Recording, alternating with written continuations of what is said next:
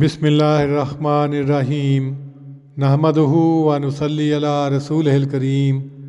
صحیح البخاری کتاب الحیض باب 13 دلک المرأۃ نفسها اذا تطہرت من المحیض، یعنی عورت کا جب وہ حیض سے پاک ہو اپنا بدن ملنا۔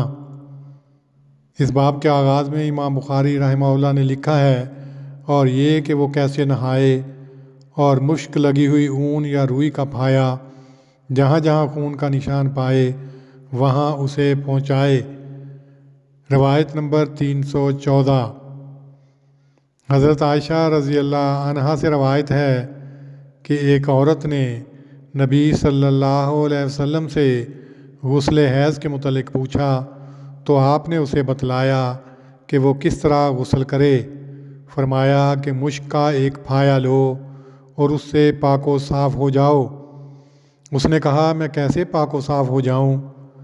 آپ صلی اللہ علیہ وسلم نے فرمایا اس سے پاک و صاف ہو جاؤ۔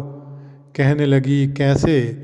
فرمایا سبحان اللہ، پاک و صاف ہو جاؤ۔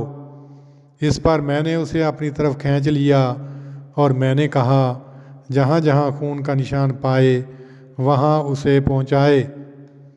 اگلا باب 14 ہے غسل المحیض، یعنی حیض کی جگہ دھونا۔ حدیث نمبر 315۔ حضرت عائشہ رضی اللہ عنہا سے روایت ہے کہ انصار میں سے ایک عورت نے نبی صلی اللہ علیہ وسلم سے کہا کہ میں غسل حیض کس طرح کیا کروں؟ فرمایا مشک لگا ہوا ایک پھایا لو اور 3 دفعہ دھو۔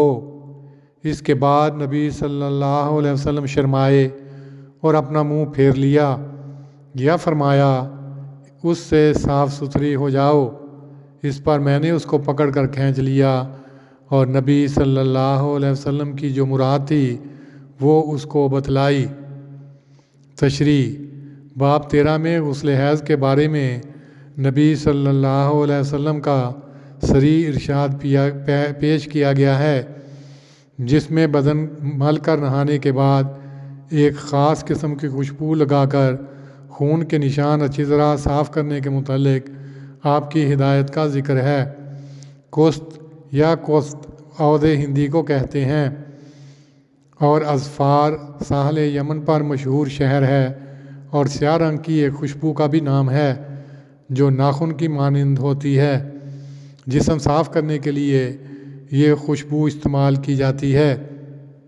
تطہری بہا، امام موصوف نے عنوان باب میں بدن مل کر نہانے کا جو مسئلہ بیان کیا ہے وہ دراصل تطہری کے لفظ سے اخذ کیا ہے۔ باب تفعل جو اپنے اندر تکلف کے معنی رکھتا ہے اس مفہوم کو ادا کرتا ہے۔ تطہری کے معنی اچھی طرح نہا دھو کر پاک صاف ہو جاؤ۔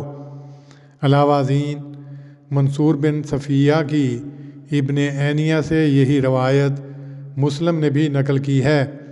نیز مسلم کی ایک اور روایت میں یہ الفاظ ہیں فقال تاخذ احداکن ماءها وسدرتها فتطہر فتحسن الطہور ثم تصب على راسها فتدلکه دلکا شدیدا حتی تبلغ شؤون راسها ثم تصب علیہ الماء ثم تاخذ فرصہ۔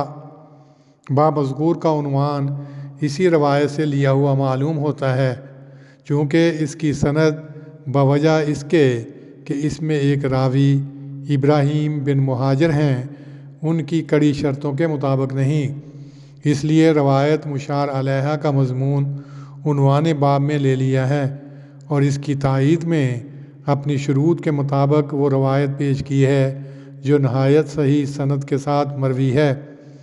غرض باب 13 کی روایت میں بھی نبی صلی اللہ علیہ وسلم کا ارشاد خون حیض کے نشان دھو کر اس جگہ خوشبو لگانے کے متعلق واضح ہے۔ باب 14 میں بھی نبی صلی اللہ علیہ وسلم کا وہی ارشاد ایک اور روایت سے ثابت کیا گیا ہے جس کے راوی مسلم بن ابراہیم ہیں۔ امام بخاری رحمۃ اللہ علیہ کی غرض ان بابوں سے نبی صلی اللہ علیہ وسلم کے صریح ارشادات کو حضرت عائشہ رضی اللہ عنہا کی اس روایت کے بالمقابل پیش کرنا ہے جو باب حل تصلی امرأۃ فی ثوب حاضت فیہ میں منقول ہے اور جس سے ایک اعتراض کی صورت پیدا ہوتی تھی۔ روایت نمبر 314 اور 15 سے ضمناً یہ بھی معلوم ہوتا ہے کہ نبی صلی اللہ علیہ وسلم عورتوں کے سامنے ایسے مسائل بیان کرنے سے شرماتے تھے۔